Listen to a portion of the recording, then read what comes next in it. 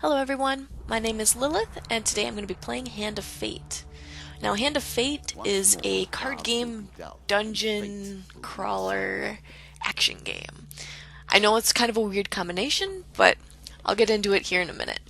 So first of all, we're picking the monster that's going to be the end boss, which today is going to be the Jack of Plague. So you can see on the right there's a curse, and there's going to be certain challenges that'll be mixed into the deck. So you can either build your deck or just use like a pre-generated one. I just went with what they suggested and left it at that for today. But it's interesting that you can build the deck. Like, you can build the encounter deck and you can build your equipment deck. So, encounters. So, the first card I went to is goblins. So, I'm going to be fighting goblins, and then apparently they weren't alone, so I'm going to be fighting 3 other monsters, which will be dust. So, I can't remember if that's skeletons or if it's just bandits from, like, the desert. I don't remember. But as you can see here, yep, the cards go and fly to spawn the monsters, and then I'm here and all my equipment gets put on me, and on the left there you can see I have 100 health. And on the bottom left next to it I have my little weapon, which is just an axe. The number next to it that's building up is obviously just how many attacks I've gotten in a row. And then on the right there I have my shield, and any artifacts that I get will go over there. Any rings, any helmets, I think. Actually, no, those go over on the left-hand side. But every once in a while you'll get a weapon. Once you get past the like starter weapons, I guess, you'll get weapons that do other things. So other than just being able to use it to just click, click, click, and slash, slash, slash, or whatever, you'll be able to hit like one and it'll do fire damage or holy damage or whatever. So there are differences in weapons that you use, and there's also differences in shields.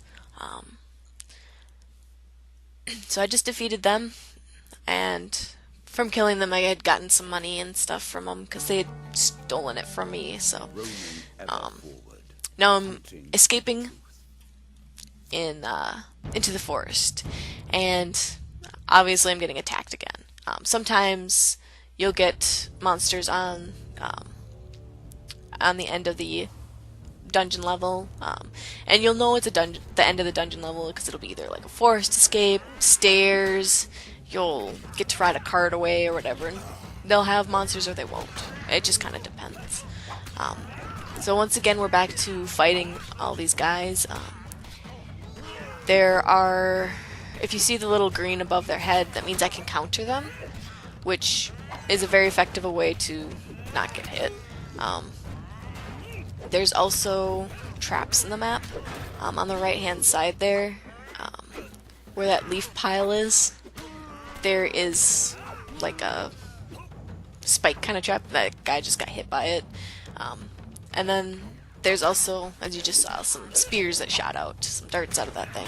And they can hit me or they can hit my enemies, and it'll do damage to either of us. So you can use that to your advantage, or you can run into them on accident and get hit and die sometimes. After you're done with an encounter, sometimes you'll get game cards, which you just saw there. Now, encounter cards aren't always just bad. Here we have the Maiden, and she'll give me something. She'll either give me more life, more supplies, which is food, or she'll give me gold, or a blessing. And here you can see that blessings basically are an added benefit. Makes the game a little bit easier sometimes. But to counteract that, there's also curses, which, as you saw in the beginning, you start with one. Along with, like, the Maiden, you can stop at shops, and they're just kind of arranged randomly. They're part of your encounter deck. So you may end up with 1, you may end up with like 3, you never know. And you can stop there and they'll each have equipment or items for sale. They always have food, sometimes not very much, or sometimes they're super expensive, but they'll have food there. Um, they also, you can sell items there. Some of them you can heal wounds, some of them you can remove curses. Um, it's usually really expensive to remove the curses, but sometimes it's nifty. I haven't ever had enough money to remove a curse, but as you can see, I'm not very far into the game, so I think when I looked on one of the other ones, it was like 300 gold to remove one curse, and I was like, nope, nowhere near that. I'd rather have better armor or better equipment, so once you're done in the shop, I will just go to the next card. Now, sometimes it's a really linear path, sometimes it's not. Sometimes you have to kind of choose where you want to go. And there's cards that are both helpful and hindering. So like the helpful priest, you can just kind of ignore him and just keep going, or he'll want like food, and it's like, I only have 5 food and you want half of it? I don't have money to buy more. Like, you kind of just have to weigh it. As you can see here, I could go any of those directions. I could go down, I could go left, I could go right. I went up, and it happened to be that it was the way off of this level, so I was kind of lucky there. Every time you move, you lose 1 health. Or not 1 health, 1 food.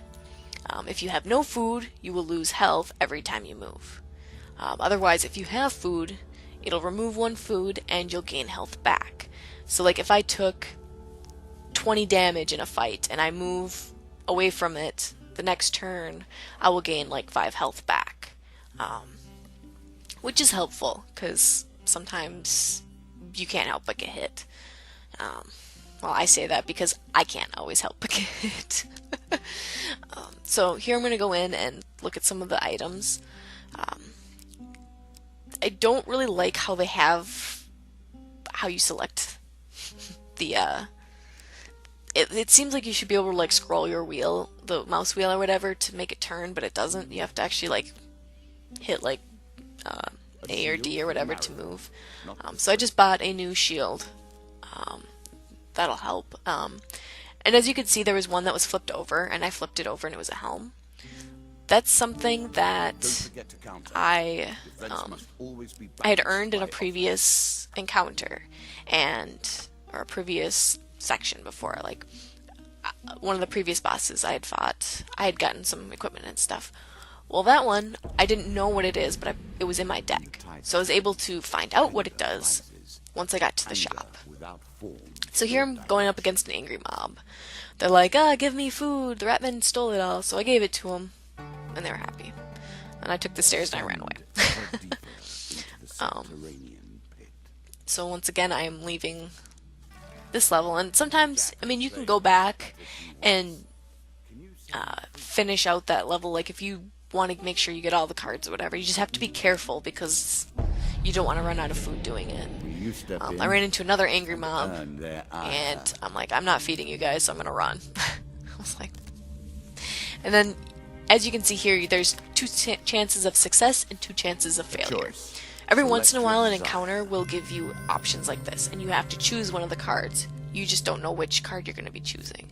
And if you end up with success, sometimes you just manage to do it fine and you don't get anything. Sometimes if you fail, you'll get pain cards, and those generally are like you lose health, you lose food, that kind of stuff.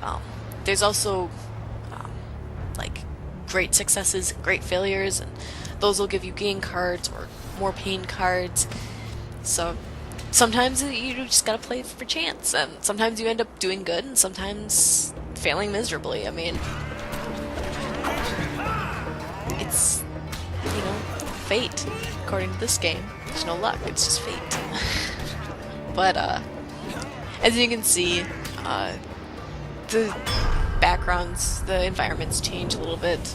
I haven't seen too many different ones, but I've seen enough that it's been interesting. And I'm glad that they kind of varied it up a little bit. So I get a gain card for beating them. Got 5 food. And then I'm going to the next card. I have to fight some Ratmen. You have made an enemy of the Ratmen. Like, They do not normally attack 4 of them. I hate these guys. They're probably my least favorite mobs. I love the goblins, though. They're so cute. They running around and stuff. But yeah, plague, rats. Bleh. Now you can see that like above my head there was like little green thing. It meant that there was an incoming ranged attack, and you can block them with your shield. It's just sometimes it's a little hard to figure out exactly when to do it because it takes a minute for them to end up at you. There, I was kind of like. I was still getting hit, I think, and I wasn't really paying attention to what I was doing. I was trying really hard and failing, but after a while, you just kind of get a little bit more used to what you're doing. There, that spike trap just kind of hurt. And then at the end of every level, the very end of the dungeon, rather, you go up against a boss. And in this one, I'm going up against the Jack of Plague. And it gives you a little blurb about him. And on the bottom there you can see that there's a little gold token thing. If I beat him, I will get that token. And when I do that, I get cards from it. Both encounter cards and equipment cards. So any of new cards you get, like generally they have the chance of getting a token. And when you get a token, you get more cards to play with. And you know, the encounter cards aren't always bad. Sometimes you can find ones that are helpful, like the maiden I leave in there because it's nice to be able to get some extra gold or get some extra life, whatever, you know.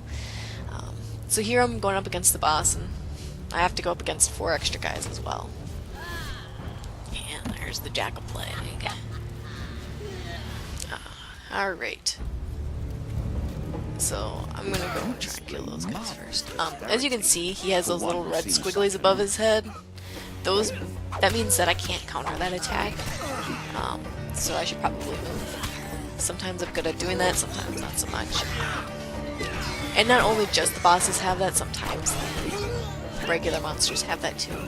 I think the further I get into the game, the more I'll probably see that, just because it's kind of makes it a little bit harder. You know, you can't just keep attacking, and you have to actually try and like roll and dodge out of the way.